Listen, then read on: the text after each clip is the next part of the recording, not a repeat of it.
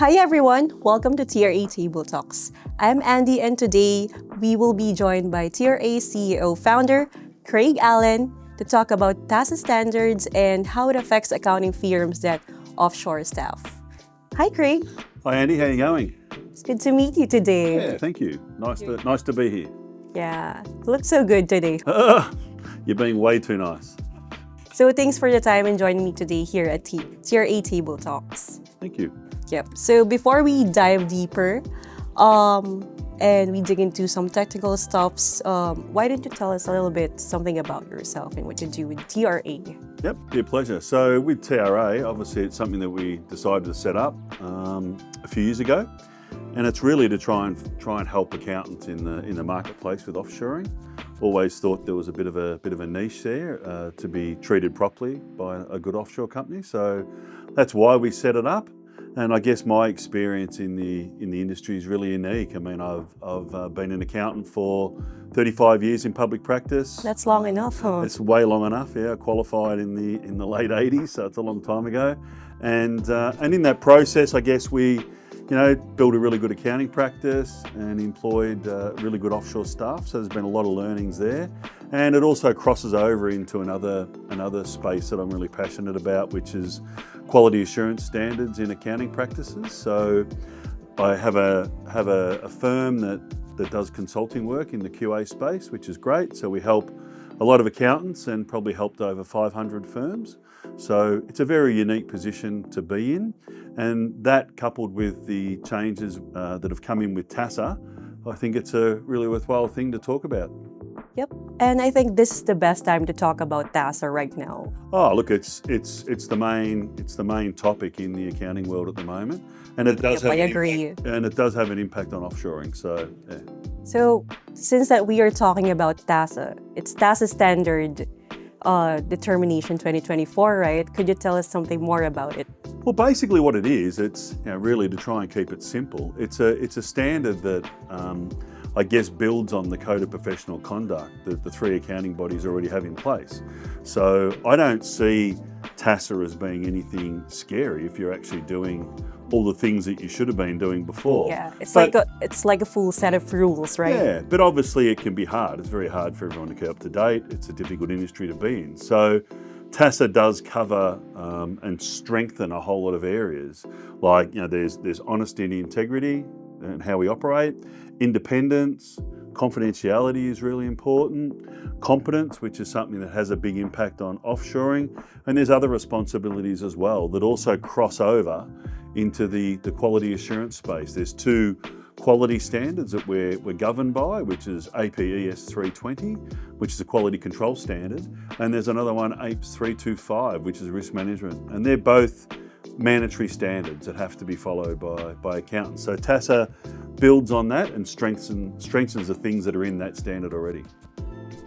And so with that, considering that most of the Australian companies are offshoring or outsourcing from Philippines, what does it sound to you, or what are your thoughts on that? In terms of how I think TASA will impact it, I think it's around the competence and making sure that the staff are adequately trained.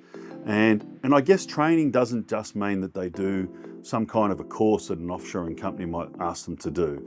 I'm talking about proper training. I mean, very practical, technical training to enable the people who are the offshore workers to expand their skills. And that needs to be, obviously on the job is the best way to do that, in my view. There is no doubt some room for technical stuff, but on the job is the way it should be. And then you've got the situation where sometimes, again, due to how busy all practitioners are, and I certainly understand that problem, is that you tend to sort of let the work get done. As long as it gets done, you're happy. But the TASA standards have made it very clear that you have to make sure that you're supervising properly, that you're really making sure that the work's done properly, that you're checking the work, you're reviewing the work, and you're doing that at a good standard as well. And that the people that are doing it have the skills and the capabilities to be able to check and review work at a high standard. That is also things that are already in APES 320. That's nothing new, but it's a difference between, I guess, APES 320, which is a quality control standard talking about it, and now TASA talking about it. So accounting practices need to take it very seriously. So it's like the highest quality standard for all those Absolutely. accountants. Well, so TASA combined with the quality standards that are already in place, I think does raise the bar. It certainly takes you to a different level. Yeah. Like it makes your company more credible, right?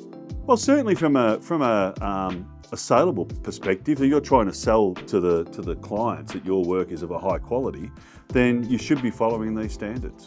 And with that, what do you think are the dangers of offshoring incorrectly in terms of TASA? Oh, there's no doubt. If you are getting offshore staff, which is, as we've sort of spoken, a lot of people are now doing that in the industry, especially in the accounting industry. The dangers are not supervising them properly, not training them properly, not making sure they're competent. I mean, you have to make sure that They are all at that competent. level. Oh, absolutely. And you should have been doing that before. I mean, so it shouldn't be a real shock if you think it's all new. You should have been checking competence before. And to be perfectly frank with you, I think that's where a really good offshore provider becomes paramount, because certainly in the marketplace there's offshore providers that will just put resumes forward just to make themselves look good, rather than matching properly the skills and the technical ability of the proposed candidates. So this TASA, does it mean like it's the gold standard or the main requirement? Well, certainly all accountants that are tax agents and bookkeepers that are sort of bookkeeping agents have to follow it. They have to. So if they don't, they run the risk of falling foul of TASA, which could potentially mean that you lose your license, or they make life rather difficult for you. So I don't know if it's the gold standard, but I think that the standard's always been there, but TASA have seen it right to implement more because of things that have taken place in the industry. Gotcha. And what should accounting firms do to ensure they are compliant? Well, the first thing is they need to make sure from a compliance perspective that their quality management systems are up to scratch. They've got to be high quality. So that means making sure that they do have an APES 320 manual, which is a quality control manual. Make sure they have a APES 325 manual, which is a risk management. And their quality control manual must address offshoring. So you can't just be quiet on it. You have to address it. You have to talk about what you're doing. Things like their engagement letters need to be very, very strong and very strengthened. So they're things that the accounting practices need to do as a matter of course, which, as I said, they really should have been doing that before. But now, to add to that, you've now got this situation where you've got to make sure that your staff are competent, that you're supervising them properly, the work's being done properly, and that you can prove all that. So it's no good just saying, oh yeah, I do all this. It's really important that you can verify what you're doing, which is evidence that should be in So your there's no files. such thing as shortcut for that, right? I don't believe there is, no. So now, what do you think how TASA makes effect on choosing the right offshoring provider? Well, it does have an impact on choosing an offshore provider, because TASA have made it very clear that you have to make sure that the people that are operating the offshore companies are reputable people, that they're not disqualified persons. So that's critical. So not only is it that, but then I'd be looking at it even further to make sure that the offshore provider that you use, and this is my opinion, it's not a TASA thing, actually has experience in the accounting profession.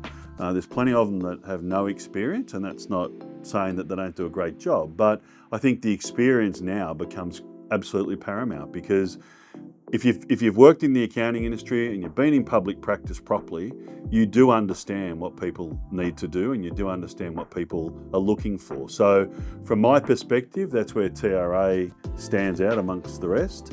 My experience as a public practitioner and sitting on national boards and state committees like I have, and the quality assurance work that I do, there is nobody else in the offshoring world that has that experience. Just like TRA, right? Absolutely. So as far as we're concerned, we adhere to pretty high quality standards, and certainly the TASA requirements don't have any impact on us. If anything, I think it probably helps us, because with our testing of applicants, and that's a multiple testing regime that we go through, and also the way that we go about it, It means that we are trying to make sure that we meet the competence standards expected by TASA already. We were already doing that, and I think it just further strengthens what we do. Craig, thank you so much for joining us today and for discussing with us the TASA and offshoring. Fantastic. It's been great, and I hope that the audience has got plenty out of it.